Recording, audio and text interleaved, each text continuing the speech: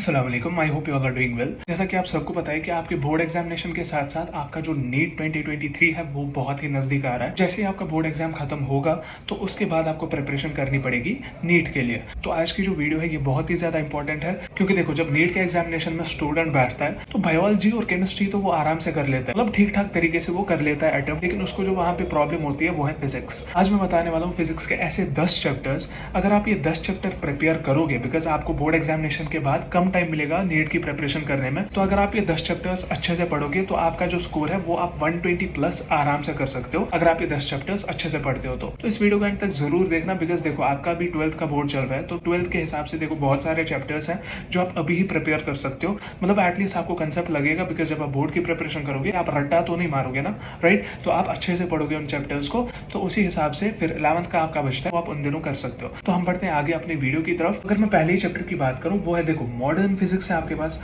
Right. तो modern physics में देखो फोटो इलेक्ट्रिक इफेक्ट और सेमीकंडक्टर, जो आपके ये दो चैप्टर्स है ना, ये बहुत ही ज्यादा इंपॉर्टेंट है। तो सेमीकंडक्टर में तो वही क्वेश्चन पूछेगा, रेक्टिफायर, एम्पलीफायर, राइट। तो अगर हम इन दो का मिला के देखें, आपके पूछे जाते हैं 5 क्वेश्चन जो photo electric effect plus semiconductor में।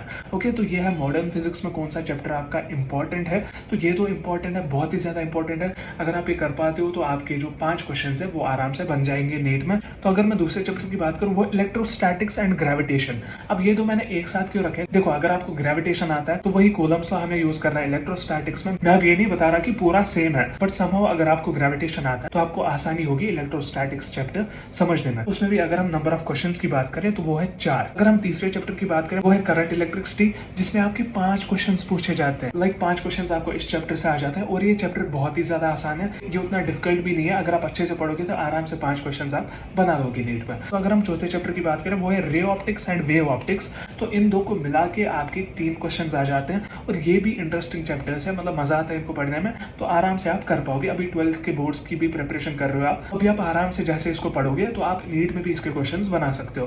तो अगर हम बात करें 5वें चैप्टर की वो है मैग्नेटिज्म एंड ईएमआई, तो इन दो को मिला के भी आपके पास आ जाते हैं 5 क्वेश्चन। तो ये दो चैप्टर्स भी 12th के ही है आपके पास, और उतनी डिफिकल्ट भी नहीं है। तो वही मैं क्यों बता रहा था, अभी आप 12th की प्रिपरेशन कर रहे हो तो आराम से आप उसके बाद जब आपका एग्जाम खत्म होगा उसके बाद आप 11th की प्रिपरेशन आराम से कर पाओगे। उसके बाद हम करते हैं 6th चैप्टर की बात, वो है ऑल्टरनेटिंग करंट, जिसमें आपके 2 क्वेश्चन पूछे जाते हैं। आसान चैप्टर है, ये भी 12th का है आपका। और अगर हम बात करें 7th चैप्टर की वो है ईएम वेव्स, जिसमें आपके 2 क्वेश्चन पूछे जाते हैं। ईएम वेव्स तो आप सबको पता है वो भी आसान है, राइट। तो अब अगर हम बात करें 8th चैप्टर की, ये भी मॉडर्न फिजिक्स है आपका, एटम्स एंड न्यूक्लियाई, इसमें 3 क्वेश्चन पूछे जाते हैं, और वो भी क्या, अगर आपको अच्छे से उनका कंसेप्ट है अल्फा गामा बीटा डिके का, तो आप आराम से ये 3 क्वेश्चन बना सकते हो। तो अगर हम बात करें 9th चैप्टर की, वो है यूनिट्स एंड डायमेंशंस, इसमें 2 क्वेश्चन आपको पूछे जाते हैं। अब यूनिट्स एंड डायमेंशंस इंपॉर्टेंट क्यों है, देखो एक तो इसके ये 2 क्वेश्चन हो गए, और जो यूनिट एंड डायमेंशंस है इससे आप ऐसा भी कर सकते हो, अगर आपका कोई क्वेश्चन नहीं आता आप उसमें ऑप्शंस एलिमिनेट कर सकते हो by seeing units and dimensions. Okay, units and dimensions को इक्वेट करके आप आराम से जो कुछ ऑप्शंस है उनको एलिमिनेट कर सकते हो। तो इसीलिए यूनिट्स एंड डायमेंशंस बहुत ही ज्यादा इंपॉर्टेंट है। इसमें बस आपको 2 ही क्वेश्चन ऐसे पूछे जाते हैं, लेकिन आप 3 से 4 क्वेश्चन आराम से बना सकते हो। अब अगर मैं लास्ट चैप्टर की बात करूं वो है आपका थर्मोडायनेमिक्स, जिससे 1 क्वेश्चन आपको पूछा जाता है, बाकी के भी जो चैप्टर्स हैं उनमें से भी 1 क्वेश्चन पूछे जाते हैं। तो ये हो गए आपके 10 ऐसे चैप्टर जिसमें आपको देखो 32 क्वेश्चंस आ जाते हैं। ये 10 चैप्टर आपको 32 क्वेश्चंस देंगे वहां पे एग्जामिनेशन में, जो कि 128 मार्क्स हो गए आपके पास। हम 120 रखते हैं, तो आप इजीली 120 स्कोर कर सकते हो अगर आप ये चैप्टर्स को अच्छे से पढ़ते हो तो अगर ये वीडियो किसी भी रीजन की वजह से पसंद आई हो, अगर केमिस्ट्री और बायोलॉजी के बारे में भी ऐसी वीडियोस चाहिए, बाकी हम बोर्ड के रिलेटेड तो बना ही रहे हैं, तो अगर आपको केमिस्ट्री और बायोलॉजी के रिलेटेड भी ऐसी वीडियोस चाहिए तो नीचे कमेंट्स में जरूर बोलना। और अगर ये वीडियो किसी भी रीजन की वजह से पसंद आई हो, give it a like and share करो हर एक नीट एस्पायरेंट के साथ। सो बाकी मिलते हैं हम किसी और वीडियो में, तब तक के लिए अल्लाह हाफिज, टेक केयर।